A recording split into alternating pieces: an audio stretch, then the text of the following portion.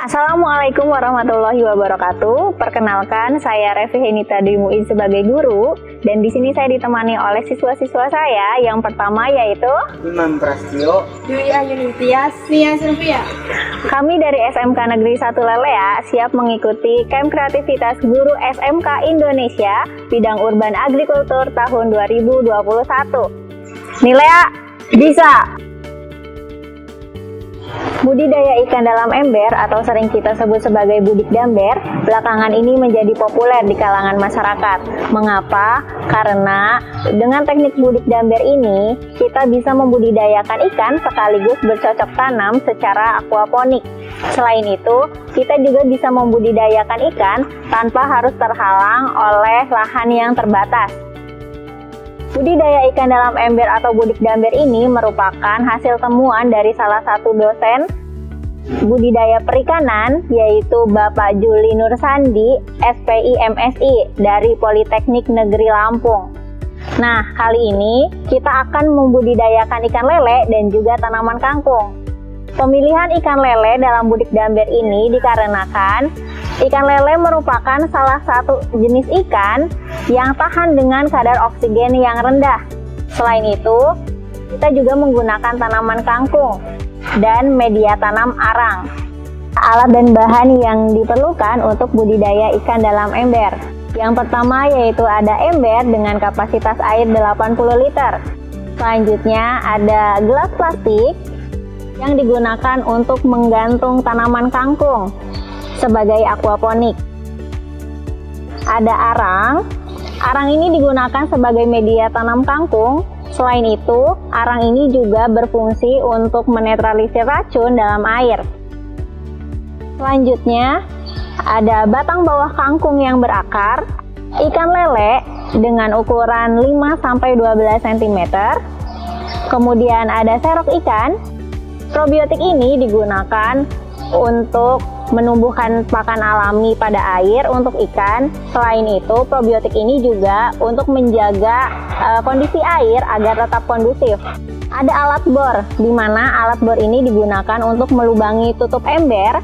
Selain itu, untuk melubangi saluran oksigen dan juga saluran untuk pembuangan keran. Yang terakhir yaitu adalah alat solder. Alat solder ini digunakan untuk melubangi gelas plastik agar akar bisa menyerap air. Sebelum kita melakukan tebar benih ikan lele, kita juga harus melakukan treatment atau persiapan agar airnya itu ideal dan cocok pada saat tebar benih. Bagaimana caranya? Salah satunya yaitu dengan menggunakan probiotik. Ketika nanti air itu diendapkan selama minimal 2 hari, kita menambahkan probiotik sekitar 1 sendok makan untuk air yang dalam ember tersebut. Sini saya menggunakan benih ikan lele yang berukuran 7-12 cm. Setelah itu, kita akan mempersiapkan untuk menanam tanaman kangkung. Kita memasukkan batang bawah kangkung yang berakar ke dalam gelas plastik sebanyak 5 batang, dan juga kita memasukkan arang ke dalam gelas tersebut, yaitu sekitar 50 sampai dengan 80% dari ukuran gelas plastik tersebut. Barulah kita memasukkan gelas plastik yang sudah terisi oleh batang bawah kangkung yang berakar dan juga arang tersebut ke dalam tutup ember yang sudah kita persiapkan sebagai aquaponik. Pemeliharaan ikan lele yang pertama yaitu dengan menjaga kualitas air, di mana menjaga kualitas air ini dengan melakukan pergantian air dan juga bisa dengan menambahkan cairan probiotik. Dengan penambahan cairan probiotik ini, pergantian air menjadi relatif jarang. Selain menambahkan cairan probiotik ke dalam air, kemungkinan akan ada ikan yang berjamur. Bagaimana kita mengatasinya? Cara mengatasi ikan yang berjamur ini salah satunya yaitu dengan segera memisahkan antara ikan yang berjamur dan juga ikan yang sehat. Selain itu, kita juga harus sesegera mungkin untuk mengganti airnya agar jamur-jamur yang ada di dalam air bisa segera hilang dari air tersebut. Selain itu, kita juga melakukan sortir. Sortir ini dilakukan agar kita bisa mengetahui perkembangan dari ikan lele tersebut. nanti kita bisa mengetahui ukuran lele yang kecil, sedang, dan juga yang besar. Karena walaupun pada saat tebar benih ukuran lelenya itu sama, namun perkembangan dari setiap ikan lele itu berbeda-beda. Oleh karena itu kita harus melakukan sortir ikan lele. Ikan lele merupakan salah satu jenis ikan yang memiliki sifat kanibalisme, artinya dia bisa memakan temannya sendiri. Oleh karena itu, dengan adanya sortir ikan lele, kita juga harus segera memisahkan antara ikan yang besar dan juga ikan yang kecil. Karena apabila ikan yang besar dan ikan yang kecil ini disatukan, kemungkinan besar ikan yang besar akan memakan ikan yang kecil. Dan ini akan